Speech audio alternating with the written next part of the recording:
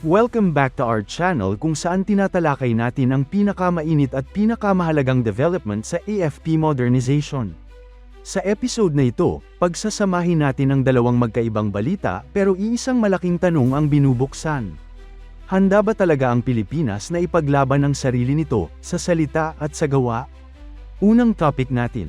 Habang ang Thailand ay planong magdagdag ng mahigit 200 US Stryker armored vehicles, tanong ng marami, bakit tila hindi ito tinutularan ng Pilipinas?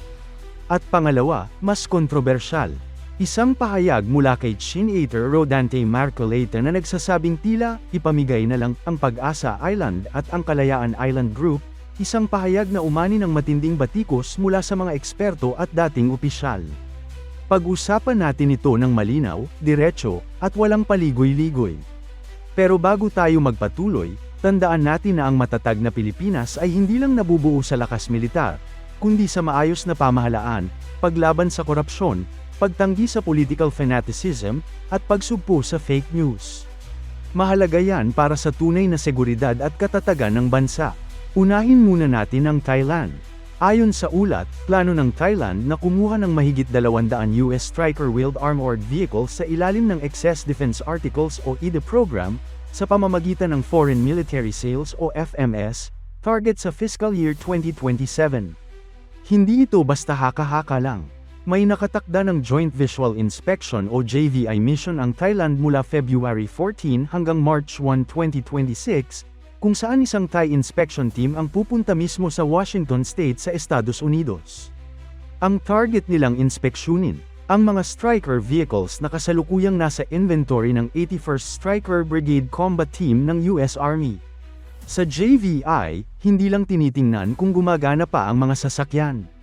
Sinusuri rito ang operational condition, combat readiness, suitability sa terrain ng Thailand, at kung sulit ba ang gastos sa refurbishment at sustainment. Ibig sabihin, very methodical at calculated ang approach ng Thailand. Ano ba ang Stryker at bakit mahalaga ito?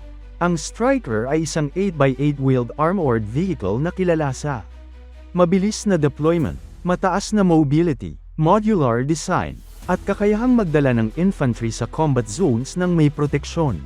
Hindi ito kasing bigat ng main battle tank, pero mas flexible ito para sa internal security, border defense, rapid reaction forces, at combined arms operations. Para sa isang bansang may halo-halong terrain tulad ng Thailand, urban, jungle, at border regions, ideal ang ganitong klase ng sasakyan.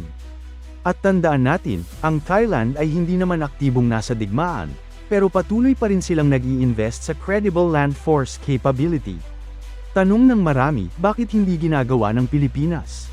Ngayon, dito pumapasok ang inevitable comparison.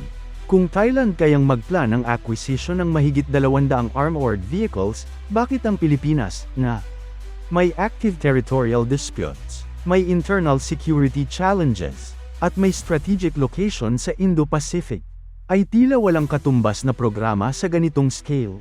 May ilang dahilan na madalas binabanggit: budget constraints, focus sa air at naval assets, logistical and sustainment concerns. Pero ang mas malaking tanong, may malinaw bang long-term doctrine ang Pilipinas para sa mechanized ground forces? Sa ngayon, ang AFP ay may limitadong armored assets. Meron tayong mga light tanks, APSAS, at ilang wheeled platforms, pero malayo ito sa mass at depth na pinaplano ng Thailand. At tandaan, ang Thailand ay gumagamit ng EDA, ibig sabihin, second-hand pero battle-proven platforms na mas mura kumpara sa brand-new systems. Ito ang klase ng pragmatic decision-making na dapat sinusuri ng Pilipinas, lalo na kung seryoso tayo sa defense modernization. Ngayon, dumako tayo sa mas mainit at mas sensitibong bahagi ng usapan. Kamakailan, sa isang Senate hearing, may lumabas na pahayag mula kay Senator Rodante Marcoleta na nagmungkahi na tila isuko o ipamigay na lang ang Pag-asa Island at ang Kalayaan Island Group para umano sa kapakanan ng Pilipinas. At mahalagang linawin, ito ay bahagi mismo ng clip during the Senate hearing, hindi ito chismis o edited statement. Narito ang clip.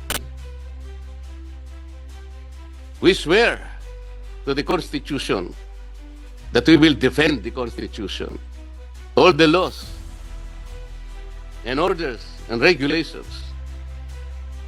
Kapag ka magkakaroon po ng giyera sa pagitan ng dalawang bansa, kayo po ang una na sasagupa dito. Kaya dapat po mas interesado kayo kaysa sa amin. Ano ba talaga ipagpapatayan natin dito? We will offer our lives, including the lives of our children, and to die for it, for something that is not even within our EEZ. Ang gawin natin po para madali, i-give up natin yung KIG. Then, mako-coordinate na natin lahat. But until and unless nandun yung KIG, wala nga po nasa labas po ng ating exclusive economic zone. Paano po malalagay sa entire West Philippine Sea? Ang pahayag na ito ay agad na tinuligsa ng isang maritime law expert ayon sa ulat ng ABS-CBN News. Bakit delikado ang ganitong pahayag? Para sa mga hindi pamilyar, ang Pag-asa Island ay may permanenteng Filipino civilian population, may local government unit, may airstrip, at simbolo ng aktwal na Philippine presence sa West Philippine Sea. Ito ay hindi lang isang bato o bahura. Ito ay bahagi ng soberanong teritoryo ng Pilipinas, alinsunod sa Philippine Constitution, UNCLOS, at 2016 na Arbitral Award. Ang simpleng ideya ng ibigay na lang ang isang teritoryo ay legal na problemado, diplomatically dangerous, at strategically suicidal, kaya hindi katakataka na ang pahayag na ito ay umani ng matinding batikos. Ano ang sinabi ng maritime law expert? Ayon sa maritime law expert na nag-react sa pahayag, ang ganitong panukala ay walang legal basis. Hindi ito maaaring gawin ng isang opisyal ng basta-basta, at nagdudulot ito ng maling signal sa international community.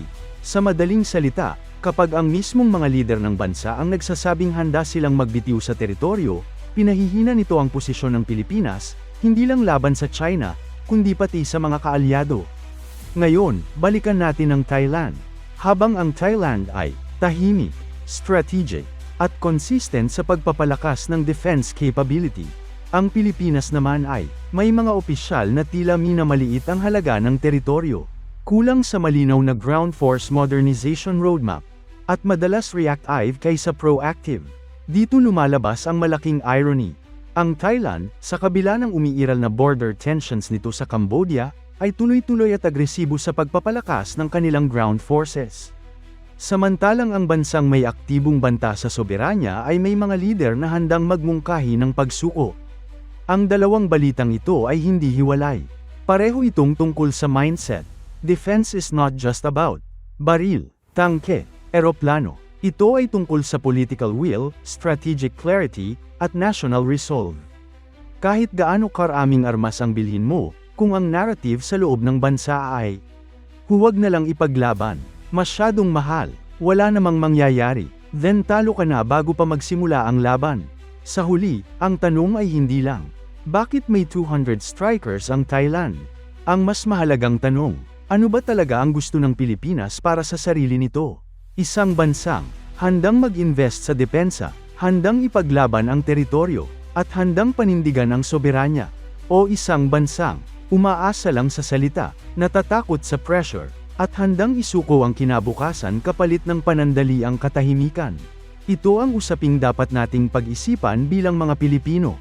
Kung gusto ninyo ng mas malalim na analysis sa AFP modernization, West Philippine Sea developments, at regional military balance, huwag kalimutang mag-subscribe at e-share ang video na ito. Maraming salamat sa panunood.